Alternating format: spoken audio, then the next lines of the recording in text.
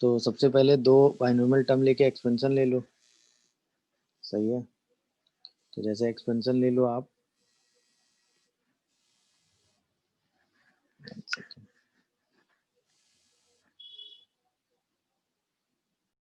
चलिए तो सबसे पहले एक्सपेंशन ले लो, जैसे binomial expansion x plus y की पावर एन ले लो, ठीक है। तो एक्सपेंशन होता है एन सी जीरो एक्स की power n, n c one x की पावर एन माइनस वन, फिर y की पावर वन आ जाता है, फिर एन सी टू एक्स की power n minus two y की पावर टू आ जाता है। ऐसे करते करते n c n minus one x की पावर वन वाई की पावर एन माइनस वन आ जाता है, और लास्ट टर्म होता है एन सी एन वाई की पावर एन।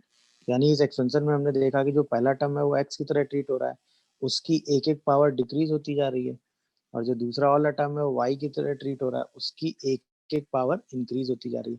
पावर कहाँ से स्टार्ट हो रही है, एन से डिक्रीज होते हुए जीरो तक जा रही है। यहाँ पर वाई की पावर क्या है, जीरो, और वो इंक्रीज होते हुए एन तक जा रही है। समझ में आया कि नहीं? तो ये किसी भी टाइप के बाइनोमियल एक्सपेंशन को लिखने का तरीका होता है। आपको कोई भी बाइनोमियल एक्सपेंशन लिखना हो तो आप इसी रिजल्ट को उठा के उस एक्सपेंशन को लिख सकते हैं किसी भी तरीके से। बस इसमें ये फर्स्ट टर्म ले लो, ये सेकंड, और उस बाइनोमियल एक्सपेंशन को आप ऐसे ले लो, है ना। और ये हमेशा प्लस में लिखा जाता है। और जो यहाँ पर ये जो एन होता है, जो बाइनोमियल एक्सपेंशन आप लिख रहे हैं यहाँ पे जो एन होता है, वो हमेशा एक होल नंबर होता है। मतलब ये जो एक्सपेंशन आप लिख रहे हैं, ये जो एक्सपेंशन आप लिख पाएंगे, उसके लिए एन हमेशा क्या होगा, एक होल नंबर होगा।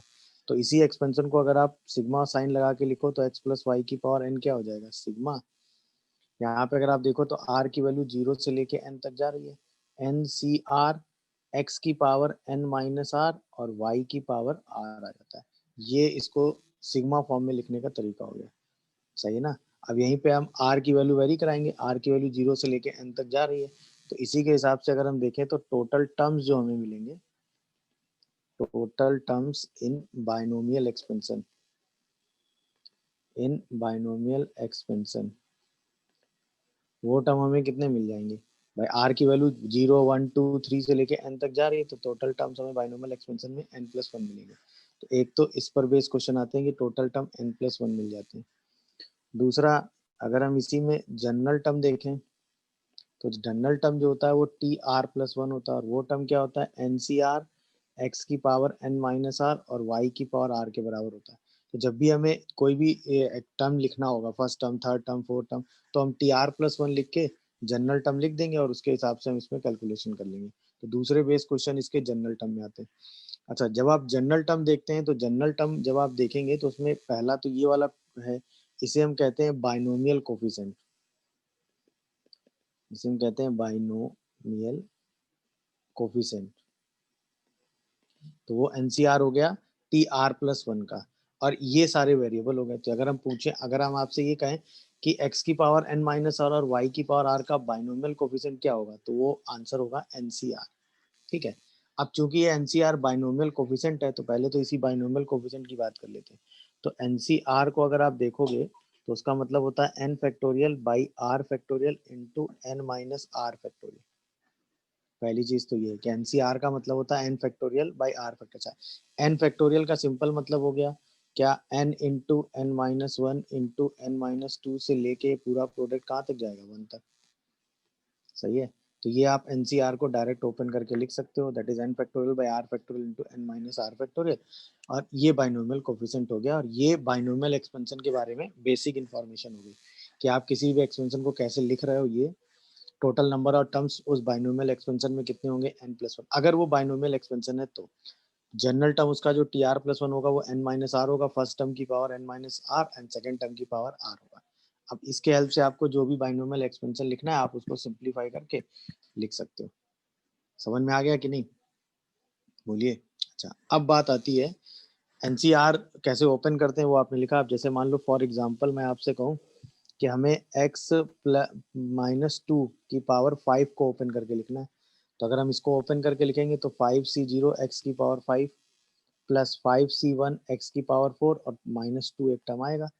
इसके बाद फाइव सी टू एक्स की पावर थ्री माइनस टू का स्क्वायर आएगा, फिर five c four sorry five c three x की पावर टू माइनस टू का क्यूब आएगा।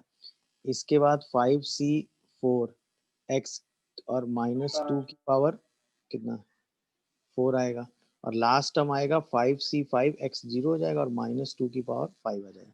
इसी एक्सपेंशन को आप ओपन कर लेंगे। अब 5c1 5c2 ये सारी वैल्यू रख के सिंप्लीफाई कर देंगे तो आपको जनरल एक्सपेंशन वाले जो जनरल टर्म्स हैं वो आपको मिल जाएंगे और ये एक्सपेंशन आप ओपन करके लिख देंगे।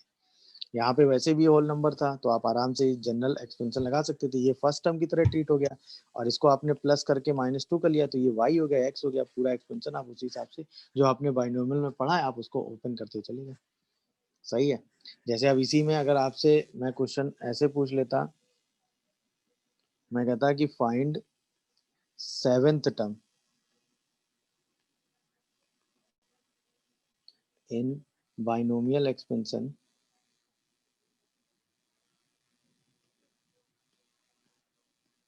X square minus plus 3/x की पावर 9। इसमें आपको 7th टर्म बताना है, मतलब आपको T7 निकालना है। T7 मतलब T6 + 1, तो R की वैल्यू 6 हो गई, तो 9c6, ठीक है ना। एक्स स्क्वायर की पावर 9 - 6 और 3/x की पावर कितना हो जाएगा 6। अब 9c6 सॉल्व करोगे तो 9 factorial by 6 factorial into 3 factorial, बोलिए भाई। और x की पावर यहाँ से आएगा 6, यहाँ से 6 आएगा तो x की पावर 6 - 6 क्या हो जाएगा 0, और 3 की पावर 6 आ जाएगा। दिख रहा है कि नहीं बताओ भाई, बोलिए। तो अब इसी को अगर सॉल्व करोगे तो 97987 बाई 6 इंटू 3 की पावर 6, इसी को सॉल्व कर दीजिएगा, आपका आंसर आ जाएगा। समझ में आया कि नहीं 7 टर्म कैसे लिखा गया, बोलिए। कि the term which is independent of x, the term independent of x। तो अगर कोई x से इंडिपेंडेंट टर्म है तो इसका मतलब हमें क्या चाहिए, इसका मतलब हमें चाहिए the term in which power of x is 0। मतलब हमें ऐसा टर्म निकालना है जिसमें x की पावर क्या आ रही हो 0, तो वो टर्म जो होगा वो इंडिपेंडेंट ऑफ x हो जाएगा। ये ध्यान रखिएगा। मतलब जब भी किसी भी क्वेश्चन में कहा जाए कि आपको ऐसा टर्म निकालना है जो x से इंडिपेंडेंट है किसी भी एक्सपेंशन में जिसमें x का इन्वॉल्वमेंट हो वेरिएबल के फॉर्म में, तो आपको ऐसा टर्म निकालना है जिसमें x की पावर क्या आ रही हो 0 आ रही हो। तो जो भी x की पावर आ रही होगी आप उसको 0 करके सिंप्लीफाई करके वो टर्म निकाल देंगे, तो आपको इंडिपेंडेंट टर्म ऑफ x मिल जाएगा हर बार जहां भी सिचुएशन आपको जैसी सॉल्व करने को कही जाएगी। सही है। इसमें हमें बताना है कोफिशिएंट ऑफ x की पावर 4। जब भी हमें कोफिशिएंट ऑफ x की पावर 4 निकालना है तो सबसे पहले हम इसका जनरल टर्म लिख लें। तो जनरल टर्म क्या होगा 10CR x/2 की पावर 10 - r और -3/x² की पावर r। अब हम लिखेंगे 10CR, ठीक है, -3 की पावर r एंड 2 की पावर 10 - r, ये तो अलग हो गया, और इंटू x की पावर आ गया 10 - r -2r। देख लो आराम से। अब हमें चाहिए कोफिशिएंट ऑफ x की पावर 4। तो ऑब्वियसली जो x की पावर है वो 4 हो जानी चाहिए, यानी कि 10 - 3r = 4 हो जाना चाहिए। इसका मतलब 3r 6 होना चाहिए और r की वैल्यू कितनी होनी चाहिए 2। तो बस इसी एक्सपेंशन में हम r की जगह वैल्यू क्या रख देंगे 2। तो कोफिशिएंट आपको क्या मिलेगा,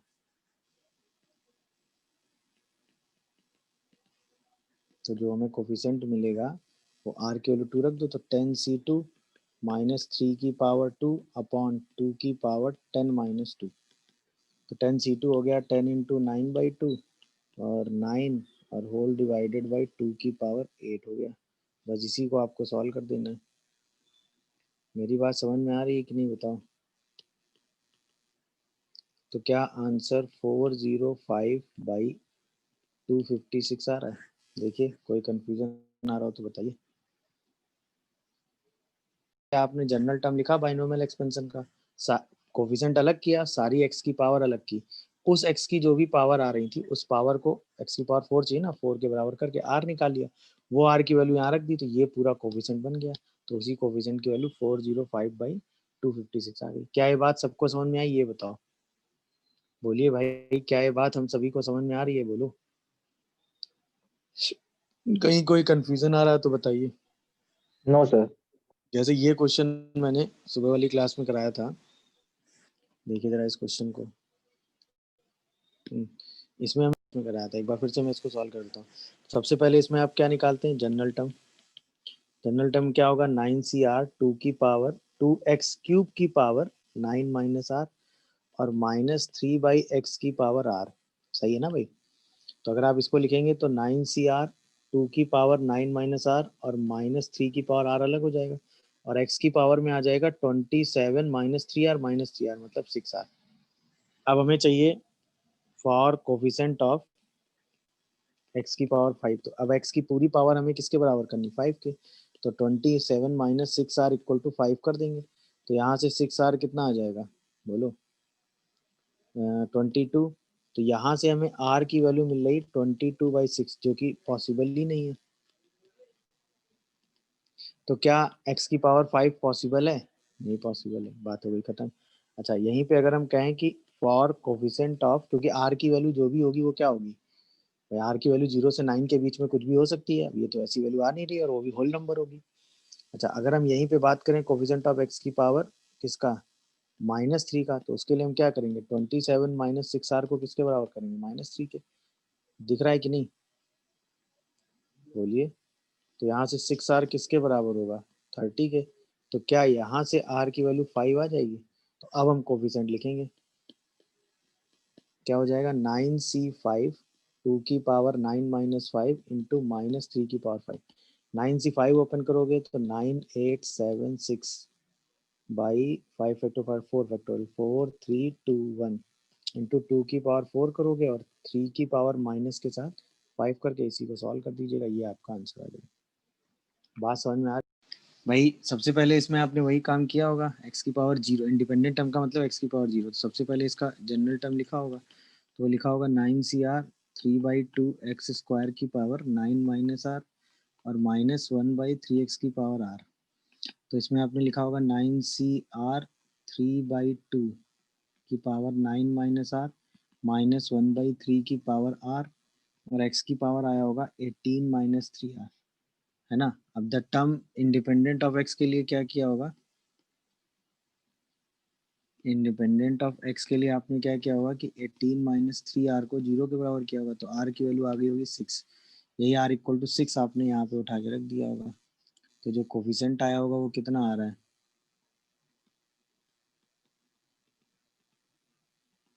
हमारा होगा 9c6 3/2 की पावर 6, 9 माइनस 6 मतलब 3 और इंटू -1/3 की पावर 6। इसी को हमने सॉल्व करना था। तो 9 इंटू 8 इंटू 7/3 इंटू 2 और यहाँ से आया होगा 3³/2³ और 1/3 की पावर 6। तो 3 की पावर 6, 3³ कैंसिल, तो एक साइड 3 बच जाता है यहाँ पे, देखो हाँ या ना। और शायद 2³ से ये वाला 2³ भी कैंसिल हो जाता है। देखिए कोई कंफ्यूजन बच रहा हो तो। सही है ना, के 3 स्क्वायर, तो एक 3 यहाँ बच रहा है।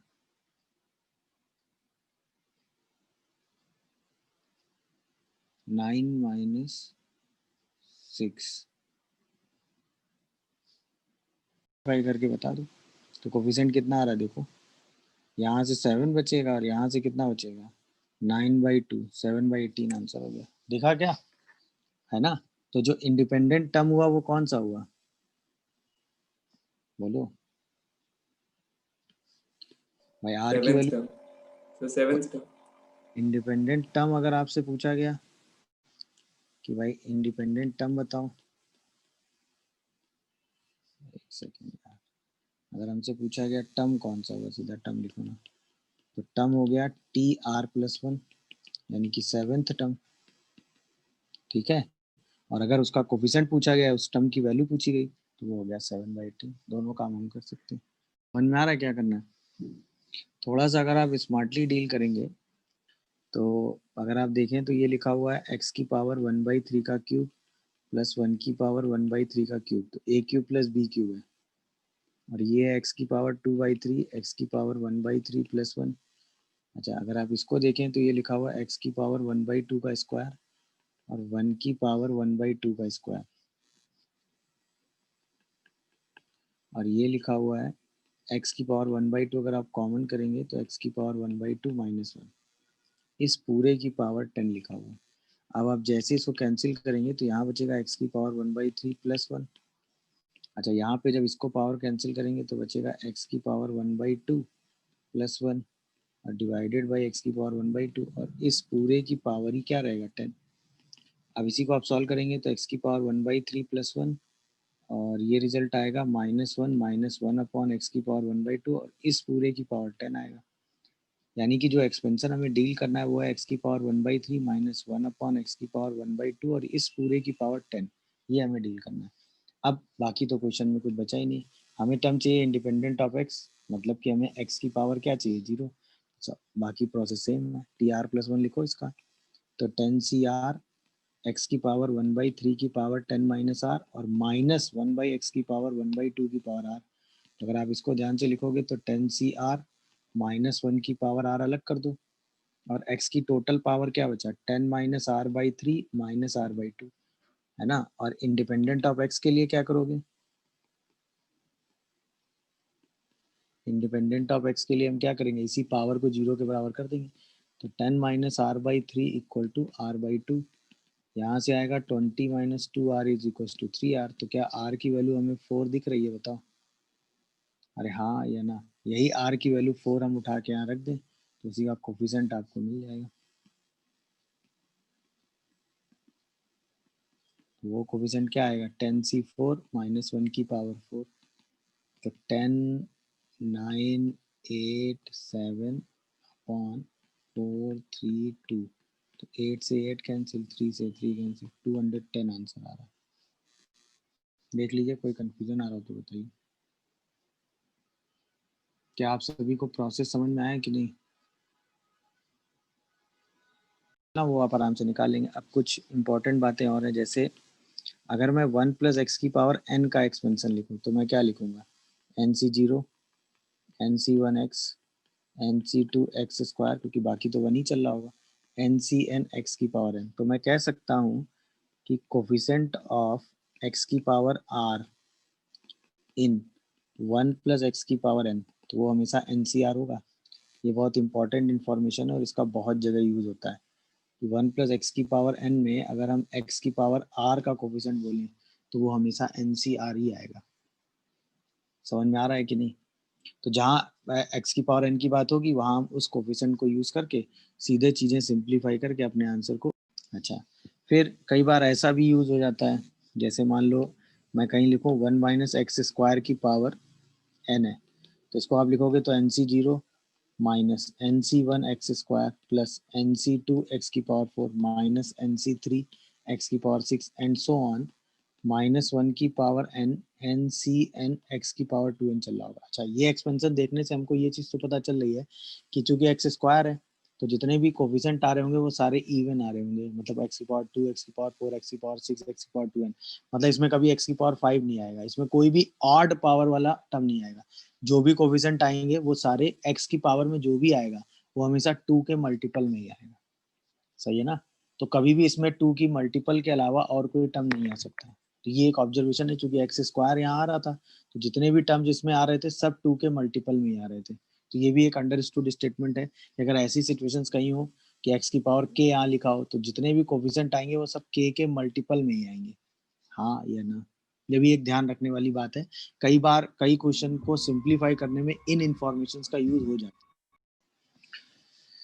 भाई देखिए, दो दो एक्सपेंशन आपको लेने।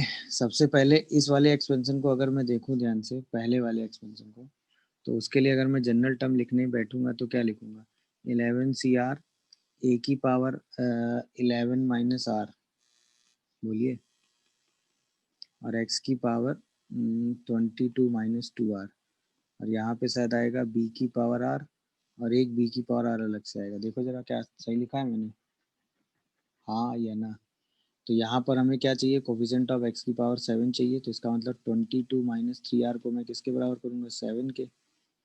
हाँ या ना, तो 3r किसके बराबर होगा, 15 के। तो r की वैल्यू 5 आएगी कि नहीं। तो यहाँ से कोफिशिएंट ऑफ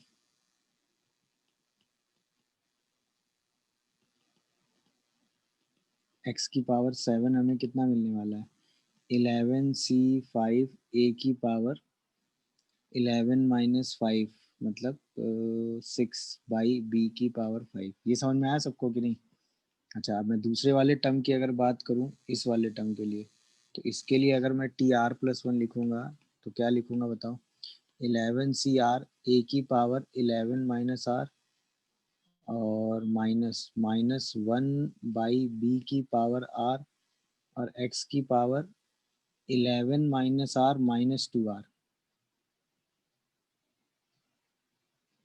हाँ, तो अब हमें क्या चाहिए कोफिशिएंट ऑफ x की पावर -7 चाहिए, तो यानी 11 माइनस 3r इक्वल टू -7। तो अब जो है वो 3r कितना आएगा 18, तो r की वैल्यू 6 आएगी।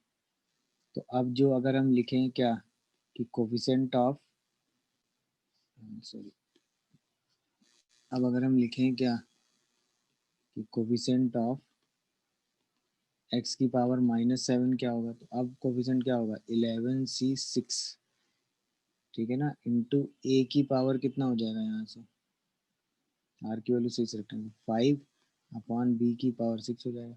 दोनों कोफिशिएंट कैसे हैं इक्वल हैं, तो इसका मतलब 11c5 a की पावर 6/b की power 5 equal to 11c6 a की पावर 5 b की पावर 6 हो जाएगा। ये और ये कैंसिल हो जाएंगे, यहाँ से क्या बचेगा a बाई b या ए बी इक्वल टू 1। देखो यहाँ से अगर आप सिंप्लीफाई करके लिखोगे तो a इक्वल टू 1/b बचेगा। इसका मतलब ए बी की वैल्यू हमेशा किसके बराबर होगी 1। क्या है एनालिसिस सबको समझ में आया? डी आंसर आ रहा है इसका। देखिए अब देखो सिंपल थॉट है भाई 1 plus x into 1 minus x की पावर n लिखा हुआ है, तो क्या हम इसको 1 माइनस एक्स की power n plus x into 1 minus x की पावर n लिख सकते हैं? इस एक्सपेंशन में हमें किसका कोफिशिएंट चाहिए n का, यानी यहाँ से हम किसका कोफिशिएंट लें n का। अच्छा एक x यहाँ आ गया है तो यहाँ से किसका कोफिशिएंट ले लें x की पावर n माइनस 1 का। अच्छा यहाँ से जैसे आप n का कोफिशिएंट लोगे तो वो -1 की पावर n इंटू क्या आ जाएगा -1 की पावर n इंटू NCN आएगा कि नहीं बोलो। अच्छा यहाँ से जब आप n-1 का कोफिशिएंट लोगे तो कितना आएगा -1 की पावर n-1 इंटू NCN-1। अरे हाँ या ना में जवाब दो, देख लो भाई आराम से, कोई कंफ्यूजन आ रहा हो तो बताओ। अब अगर हम -1 सर हाँ बोलो बोलो सर ये बता दीजिए 1 minus x to the power n plus x into 1 minus x to the power n कैसे लिखे हैं? मल्टीप्लाई करके बेटा, नहीं 1 माइनस एक्स की पावर n 1 और x दोनों में मल्टीप्लाई करके दो पार्ट में ब्रेक कर दिया, आप समझे। और हमें किसका कोफिशिएंट चाहिए x की पावर n का, तो इससे x की पावर n निकाल लो और इससे x की पावर n निकाल लो, दोनों को ऐड कर दो तो आंसर आ जाएगा। अरे हाँ या ना। अच्छा यहाँ से x की पावर n डायरेक्ट निकलेगा, यहाँ एक x ऑलरेडी हर टर्म में मल्टीप्लाई होगा, तो x की पावर n-1 जो टर्म होगा उसमें जब x मल्टीप्लाई होगा तभी तो x की पावर n बनाएगा। समझ रहे हो कि नहीं कहानी क्या हो रही है, बोलो भाई। अरे हाँ या ना, समझ में आया कि नहीं भाई, क्या हुआ बताओ। -1 की पावर n इंटू एन, तो आंसर क्या आया -1 की power n into 1 minus n. देखो क्या ये आंसर आप सभी को समझ में आया कि नहीं बताओ भाई, और ये काम क्यों किया गया ये बात क्लियर समझ में आ रहा है कि नहीं। तो आपने ये तो सोचा ही होगा कि 1 plus x plus 2x cube है, इसको मल्टीप्लाई कर ही सकते हैं। अरे हाँ है ना, तो ये एक्सपेंशन बनेगा 3/2x² माइनस 1/3x की पावर 9। अच्छा इसका जब x मल्टीप्लाई होगा तो 3/2x² माइनस 1/3x की पावर 9, और एक बार 2x क्यूब मल्टीप्लाई होगा और क्या बचेगा 3/2x² माइनस 1/3x की पावर 9। अच्छा हमें चाहिए इंडिपेंडेंट ऑफ x, हमें क्या चाहिए बताओ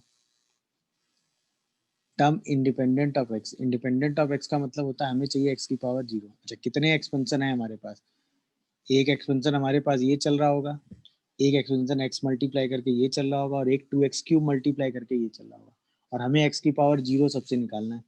तो यहाँ से हम किसका कोफिशिएंट लेंगे बताओ, x की पावर 0 का।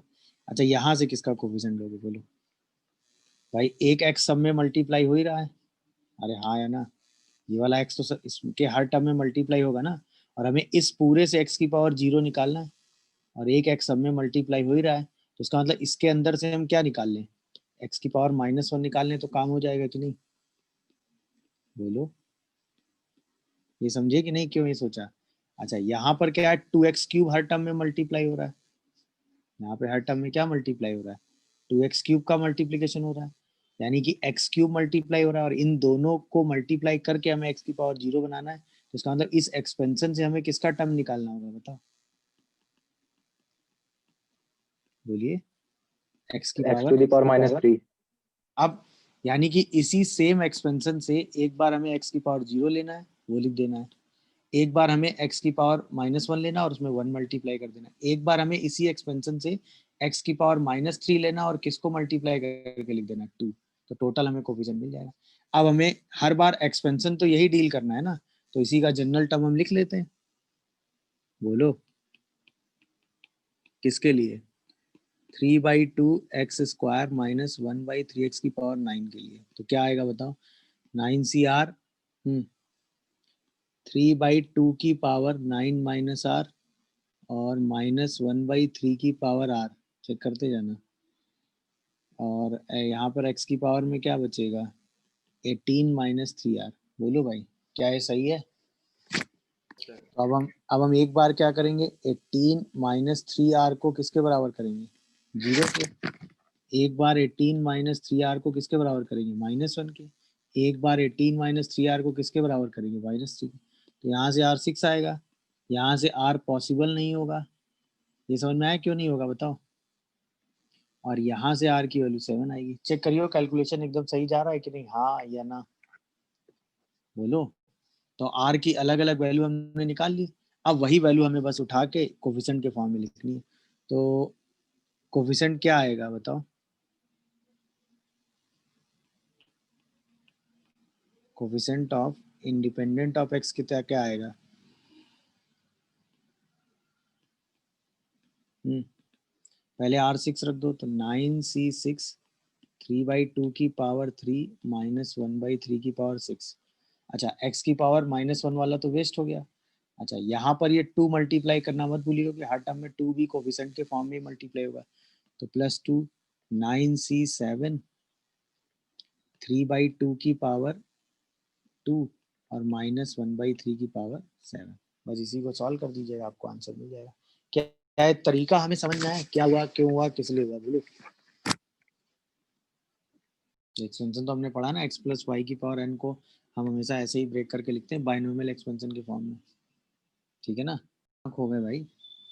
अगर आप इस एक्सपेंशन को ध्यान से देखो तो ये क्या लिखा हुआ, r = 0 से 100 NCR, हाँ है ना, x की पावर n - r और y की पावर r, तो हम इसी एक्सपेंशन को क्या लिख सकते हैं बताओ, क्या हम इस एक्सपेंशन को x - 3 + 2 की पावर 100 लिख सकते हैं कि नहीं, तो ये x - 1 की पावर 100 बन गया कि नहीं, अरे हाँ है ना, इसी को हम 1 - x की पावर 100 बोल दें तो कोई प्रॉब्लम, अब इसी में हमें किसका कोफिशिएंट चाहिए बताओ, x की पावर 53 का, तो सीधा आंसर क्या हो गया, -1 की पावर 53 इंटू 100c53, तो क्या आंसर -100c53 हो गया कि नहीं, ऐसा कैपिटल एक्स हो गई ना, तो NCR कैपिटल एक्स की पावर आर वाई की पावर n - r वाई की पावर आर, इसको हम x + y की पावर n लिख सकते हैं कि नहीं, वहां से ये एक्सपेंशन बन गया, यहाँ से ये बन गया, और हमने ये तो अभी पढ़ा ना कि 1 + x की पावर n में x की पावर r का कोफिशिएंट कितना होता है, NCR, हाँ या ना, बस वही कॉन्सेप्ट लगा के सीधा सिंपलीफाई कर दिया। कई बार ऐसे क्वेश्चन हमारे सामने आ जाते हैं जिसमें बाइनोमियल एक्सपेंशन को देखते हुए हमें चीजें ऑब्जर्व करनी थी, मैंने आपको 1 + x² की पावर n को ओपन करके बताया था ना कि उसमें हर बार जो पावर आएंगी वो 2 के मल्टीपल में ही आएंगी, तो इसमें जो भी एक्सपेंशन आएगा उसमें सारी पावर x², x की पावर 4, x की पावर 0, x की पावर 6 से लेके x की पावर 10 तक जा रही होगी, इसमें सारी पावर आ रही होंगी, इन दोनों को मल्टीप्लाई करके हमें x की पावर 5 के बारे में सोचना है, ये है क्वेश्चन, सही है ना, तो कैसे सोचोगे बताओ, जब हम भाई यहाँ से हम लें क्या, कोफिशिएंट ऑफ एक्स की पावर 0, तो यहाँ से हम क्या लें, कोफिशिएंट ऑफ एक्स की पावर 4। यहाँ से जब हम लें एक्स स्क्वायर, तो यहाँ से क्या लें 3, सही है ना। यहाँ से पावर 4 लें तो यहाँ से क्या लें 1, यहाँ से पावर क्या लें 6, बोलो। तो यहाँ से तो कोई मतलब है नहीं कि पावर ज्यादा ही हुई। तो यही 3 टर्म हमें दिख रहे हैं कि नहीं, सोच के जरा जवाब दो। और हमें तीनों से पावर किसकी किसकी बनानी है, 1 की। तो क्या ये पॉसिबल है हमारे लिए, बोलो, बोलिए भाई। 0 लें तो ये बन जाएगा, 2 लें तो 3 आ जाएगा, 4 लें तो 1 आ जाएगा।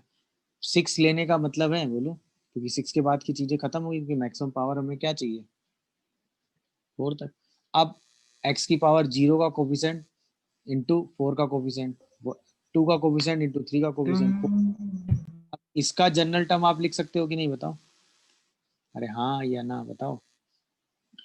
5CR x की पावर 2R, इसका जनरल टर्म लिख सकते हो कि नहीं, बोलो। 4CR x की पावर R। अब सीधा कोफिशिएंट बस लेते चले जाओ। दिख रहा है कि नहीं, बताओ भाई। एक बार कोफिशिएंट सर जो लिखे हैं सर x की पावर 0 पे x की पावर 5 का कोफिशिएंट कैसे आएगा?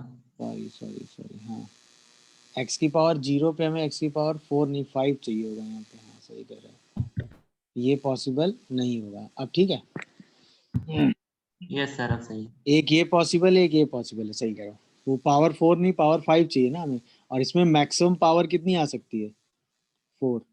ये तो समझ में आ ही रहा होगा। सर। एक बार कोफिशिएंट बता दीजिए सर कैसे। हमें किसका कोफिशिएंट चाहिए, 5 का। डन। इसमें जो भी कोफिशिएंट आएंगे वो 2R के मल्टीपल में आएंगे कि नहीं, सोचो। 0, 2, 4, 6, 8, 10 एंड सो ऑन, ऐसे ही चलेंगे। अच्छा, इसमें जो भी कोफिशिएंट आएंगे वो आएंगे x की पावर 0, 1, 2 से सब। तो अब यहाँ से स्टार्ट करते हैं। इसमें x की पावर 0 उठाओ तो मैक्सिमम इसमें x की पावर 4 आ सकता है। 0 और 4 मतलब मैक्सिमम जो टर्म बनेगा इसके हिसाब से मैक्सिमम 4 आ सकता है यहाँ पे। तो 5 वाली तो चीज ही खत्म हो गई। यहाँ से x की पावर 2 उठाओ तो यहाँ x की पावर 3 चाहिए। यहाँ 4 उठाओ तो 1 आ जाएगा। यहाँ पे 6 उठाओ तो 6 के साथ पावर 5 बनाना। जब 6 यहीं से आ गया तो यहाँ पे कोई भी टर्म आएगा तो कभी पावर 5 बना ही नहीं पाएगा। तो पावर 5 बनाने के लिए कौन कौन से कोफिशिएंट जिम्मेदार हैं, ये 2 कोफिशिएंट जिम्मेदार हैं। x की पावर 2 लो तो यहाँ x की पावर 3 ले लो। जब यहाँ x की पावर 4 लो तो यहाँ x की पावर 1 ले लो। अब कहानी समझ में आई कि नहीं आई, बताओ, बोलो भाई। तो 0 पॉसिबल नहीं है, क्यों, समझ में आया। 6 पॉसिबल नहीं है, क्यों, समझ में आया। क्योंकि 6 में 5 यहीं से बड़ा हो गया है तो ये रिजेक्ट हो गया। 4 यहाँ रिजेक्ट हो गया। देख लो कोई कंफ्यूजन आ रहा हो तो। अब बाकी तो चीजें आप आराम से कर ही सकते हो। अब सीधा आंसर लिखो। एक्स स्क्वायर कोफिशिएंट तो 2R equal to 2, R equal to 1, तो 5C1। एक्स क्यूब के लिए R equal to 3, 4C3 plus x की पावर 4 के लिए 2R इक्वल टू 2, तो R इक्वल टू 2, तो यानी 5C2। 1 के लिए 4C1। बस इन्हीं को मल्टीप्लाई करके अपना आंसर दे दीजिएगा, आंसर आ जाएगा।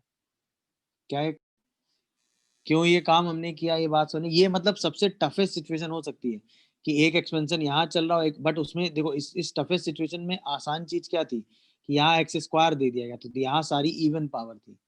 और यहाँ से हमें उसी इवन पावर को एडजस्ट करने के लिए ऑड पावर चाहिए थी, और मैक्सिमम पावर 4 जा सकते हैं। तो 0 के साथ 5 चाहिए जो कि आ नहीं पाएगा। 2 के साथ 3 आ जाएगा। 1, 4 के साथ 1 आ जाएगा। 6 जब यही हो गया तो उसके आगे की बात हम कर नहीं सकते, क्योंकि हमें यही 3 पावर 5 के कोफिशिएंट के लिए रिस्पॉन्सिबल दिख रही है। मेरी बात समझ में आ रही है। तो यहाँ से ये 3 पावर देखनी थी, यहाँ से ये 3, ये पॉसिबल नहीं था। तो बस इन्हीं दोनों कोफिशिएंट को डायरेक्ट लिख देना था। अब ये तो हमें जनरल टर्म पता ही है, वहां से हम इस आर की वैल्यू को रख के सीधा कोफिशिएंट लिख के ऐड कर दे रहे हैं। इससे ज्यादा टफेस्ट सिचुएशन नहीं आई है हमारे सामने। मेरी बात समझ रहे हो कि नहीं, बताओ ध्यान से देखो। क्या ये जीपी है, हाँ या ना। यस। तो क्या हम इस जीपी का सम लिख सकते हैं, पहले तो ये बताओ। जीपी का पहला टर्म क्या है, 1 प्लस एक्स की पावर m, हाँ या ना। फिर 1 plus yes x, sir. Total terms कितने हैं जीपी में, बताओ। टोटल टर्म्स कितने हैं, एन। n या नो सर। n, सोचो। अब वो सोचने का तरीका मैं बताता हूँ। देखो हर टर्म को आपने m, तो ऐसे समझो m प्लस 0, m प्लस 1, ऐसे करते करते यहाँ n कब आया होगा? जब यहाँ लिखा होगा m प्लस, बोलो, n minus 1. n minus m, Oh, नहीं तो जब ये लिखा होगा तभी तो n बचेगा। अरे हाँ yes, या sir. ना? इसका मतलब जीरो से Yes. लेके आपको कहाँ तक जाना है? n माइनस m तक। तो जीरो से लेके n माइनस 1 में टोटल टर्म आपको कितने दिखेंगे? n माइनस n प्लस 1 दिखेंगे कि नहीं? हाँ या ना? सोच के जवाब दो भाई। तो टोटल टर्म्स कितने आ गए? n minus m plus 1। ये समझे कि नहीं बताओ भाई? Yes, sir. Yes. माइनस 1, अच्छा इसका कॉमन रेशियो है 1 प्लस एक्स माइनस 1। अच्छा 1 और 1 कैंसिल हो गया। अब ये बचा 1 प्लस एक्स की power n plus 1 minus 1 plus x की पावर m और होल डिवाइडेड बाई x। अब ये इस एक्सप्रेशन में हमें किसका कोफिशिएंट ढूंढना है ये बताओ। इस एक्सप्रेशन में हमें किसका कोफिशिएंट चाहिए? x की पावर m का। अच्छा x से डिवाइड हो रहा है, तो जब इसमें भी x से डिवाइड होगा, इसमें भी x से डिवाइड होगा, इसका मतलब इसके अंदर से हम किसका कोफिशिएंट निकाल लें? बोलो, यानी इसके अंदर से हम निकाल लें किसका कोफिशिएंट? कोफिशिएंट ऑफ x की पावर m प्लस 1 का। तो जो x की पावर m प्लस 1 का कोफिशिएंट होगा उससे एक x की पावर कैंसिल हो जाएगी, तो x की पावर n बच जाएगा। दिखा? हाँ या ना? और इससे भी हम किसका कोफिशिएंट निकाल लें?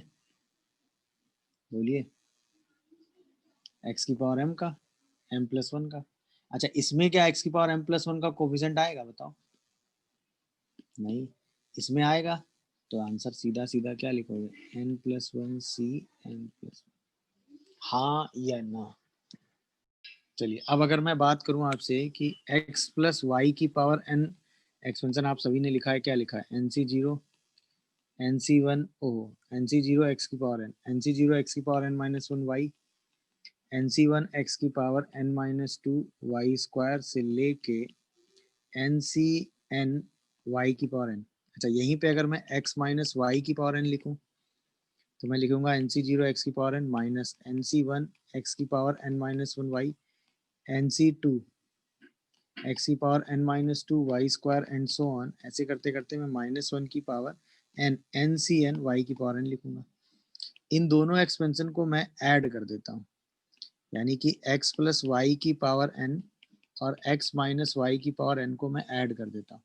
तो जैसे ही ऐड करोगे तो देखो ये जो ऑड एनसीआर वाले जो टर्म्स हैं जिसमें क्या है, सेकेंड टर्म, फोर्थ टर्म, ये सारे टर्म कैंसिल हो जाएंगे, सिर्फ पहली वाले पावर के टर्म बचेंगे, यानी nc0 x की पावर n, nc2 x की power n minus 2 y, nc4 x की पावर n माइनस 4 y की पावर 4 एंड सो ऑन। दिख रहा है कि नहीं?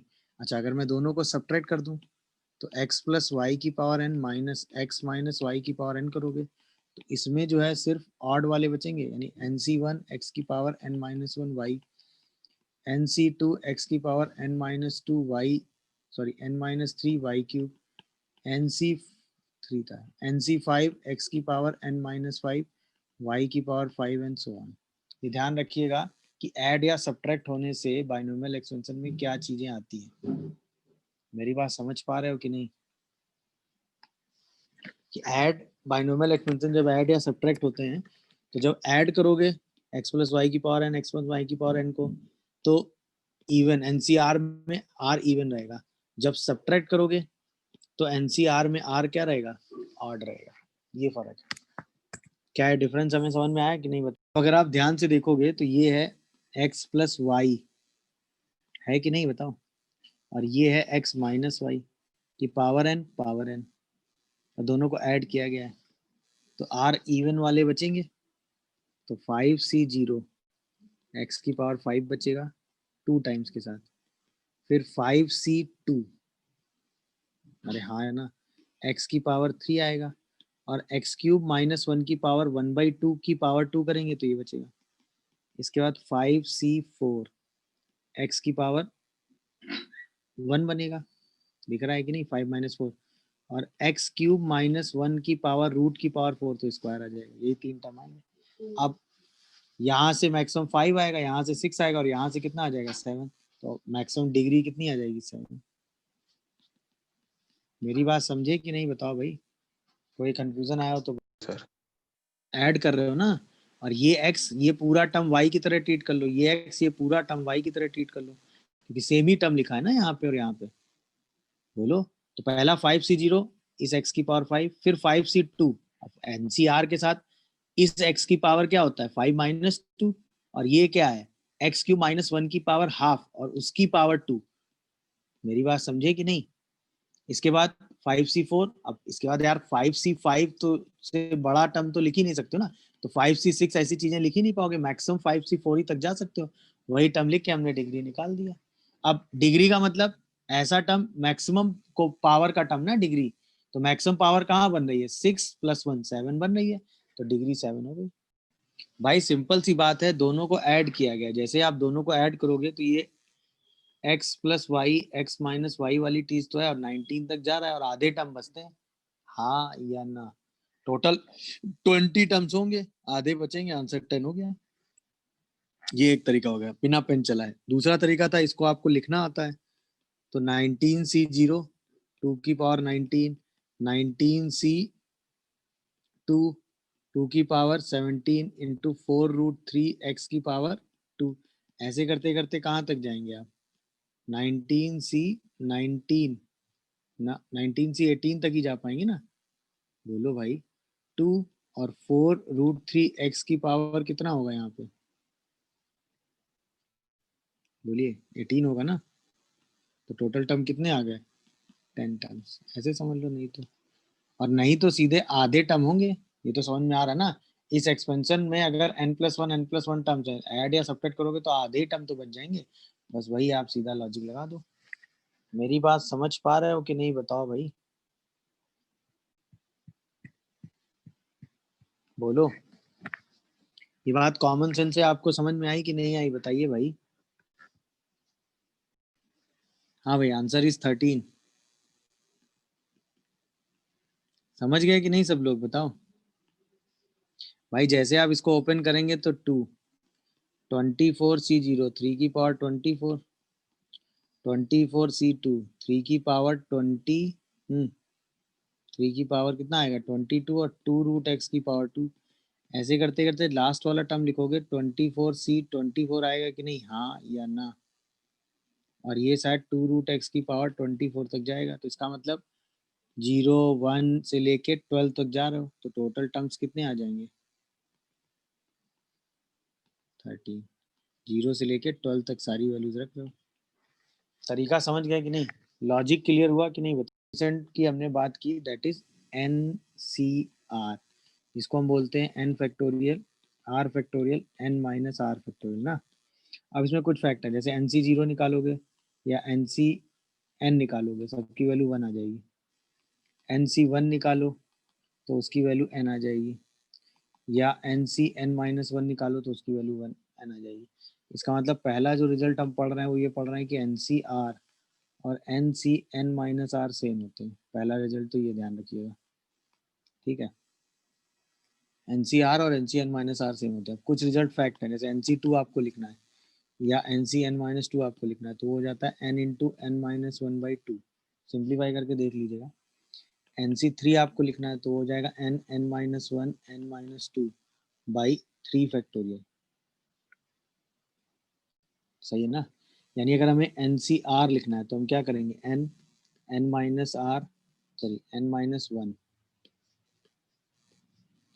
फिर n-2 से लेके n-r+1 तक जाएंगे और whole divided by r factorial लगा देंगे।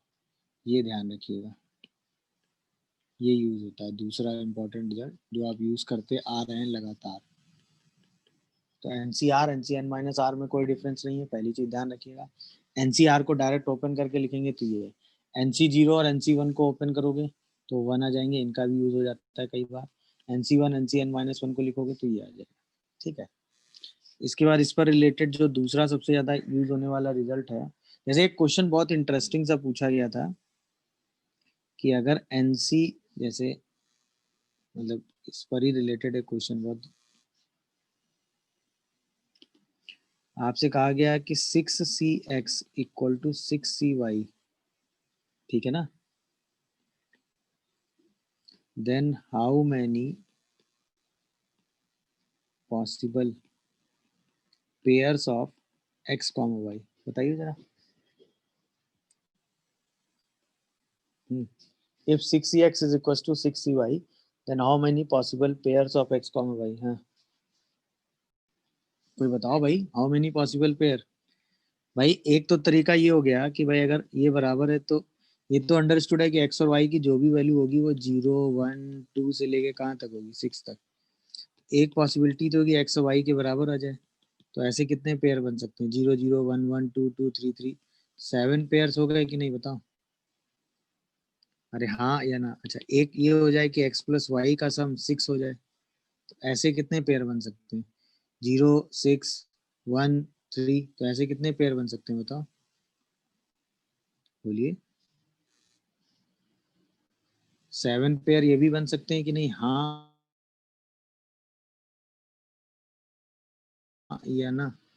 बट इस दोनों में एक, बोलो, इन दोनों में एक कॉमन पेयर है कि नहीं, 3,3 वाला?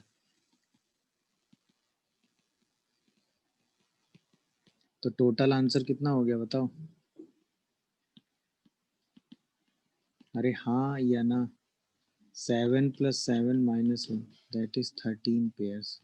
क्या ये कहानी हमें समझ में आई, ये बताओ मुद्दे की बात। NC(x) NC(y) के बराबर है, तो पॉसिबिलिटी क्या क्या है, बोलो।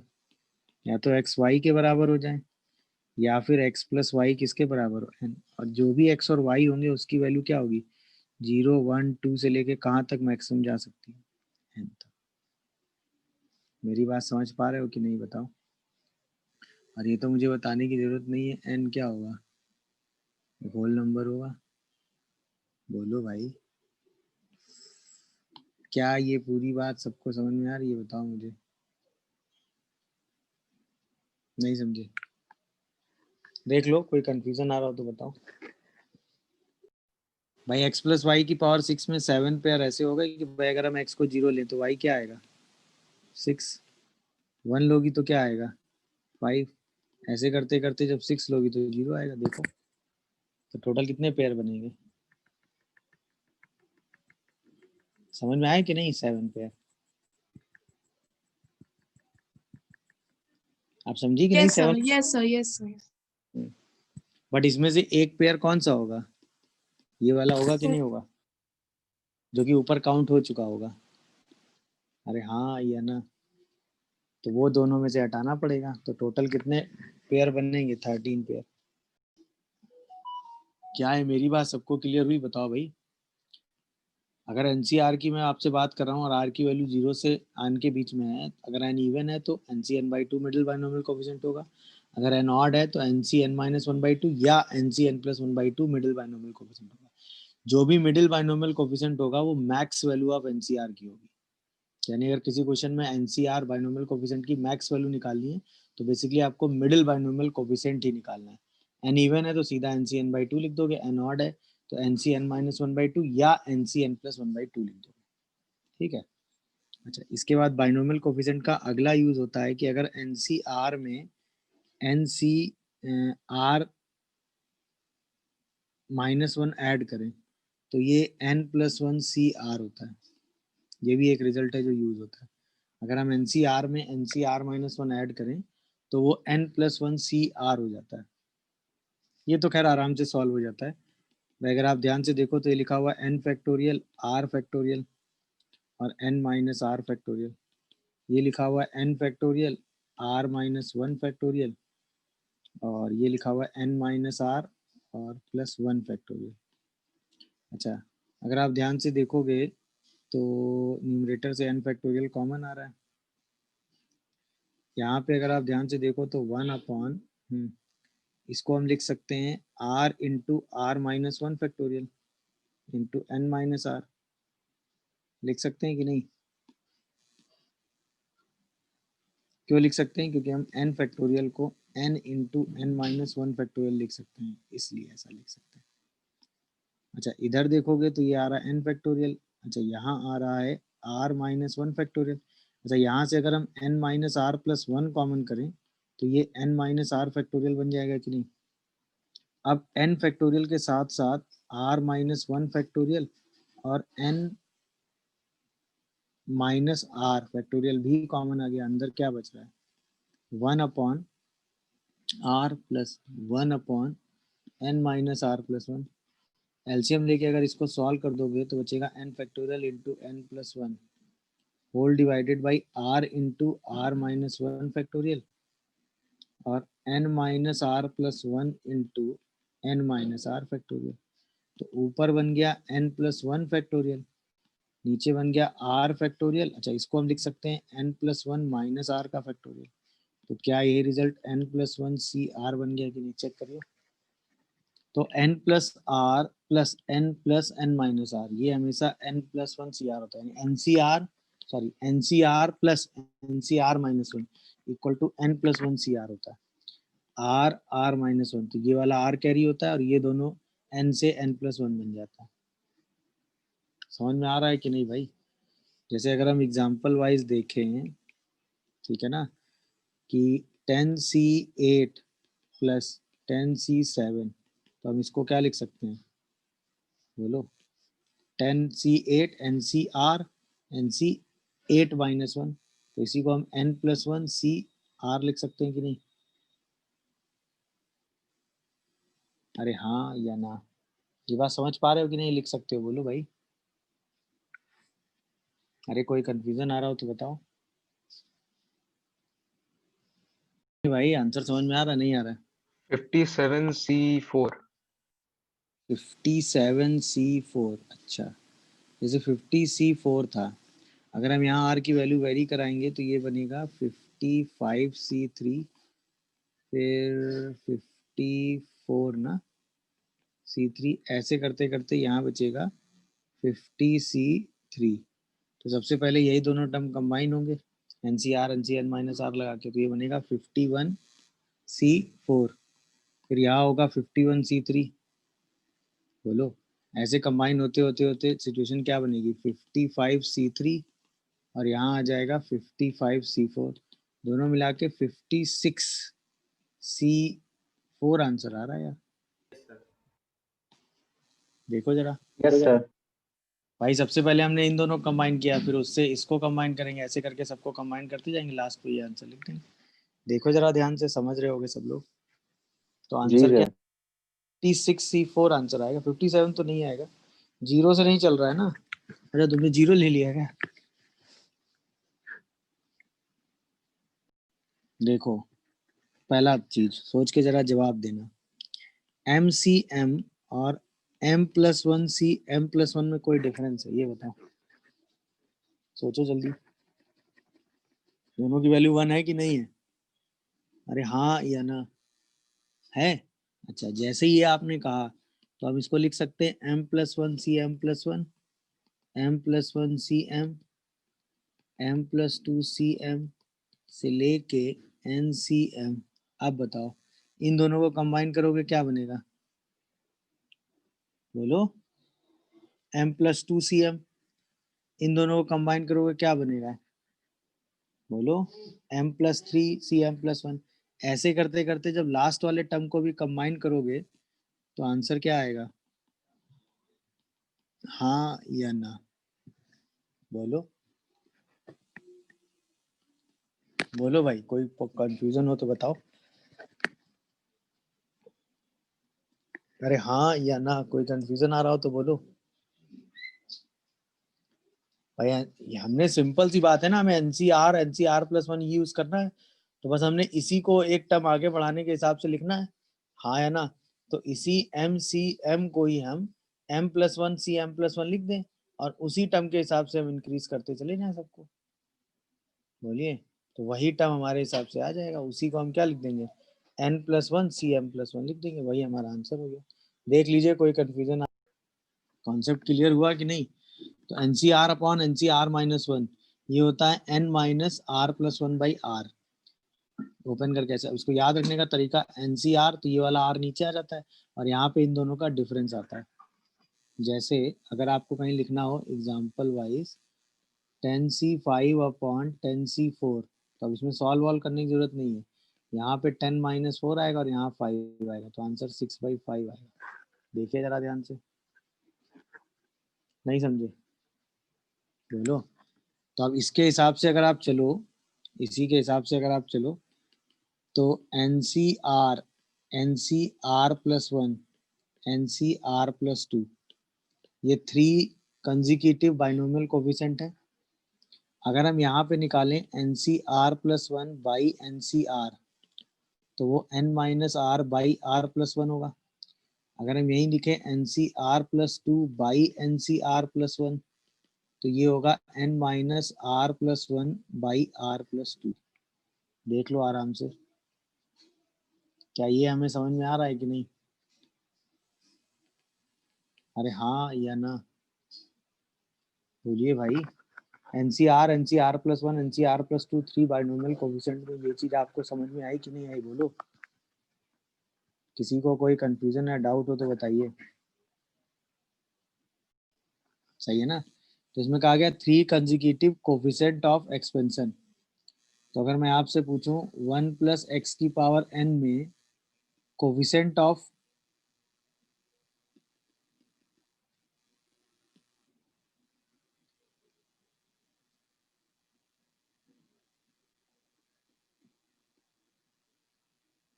x⁴r, तो आप आंख बंद करके NCR बताते हैं। 3 कंजिक्यूटिव चाहिए, तो इसका मतलब NCR +1 और NCR +2 है। यही रेशियो आपको क्या दिया हुआ है? 6, 33 और 110।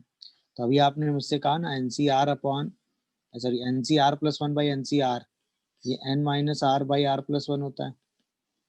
तो ये रेशियो हो गया 33/6 पहला रिलेशन। फिर NCR +2 बाई NCR +1 ये हो गया 110/33, यानी कि n-r+1 बाई r+2 ये दूसरा रिलेशन। इन्हीं दोनों को सॉल्व करके n और r आपको निकालना है। क्या आपको क्वेश्चन समझ में आया ये बताओ?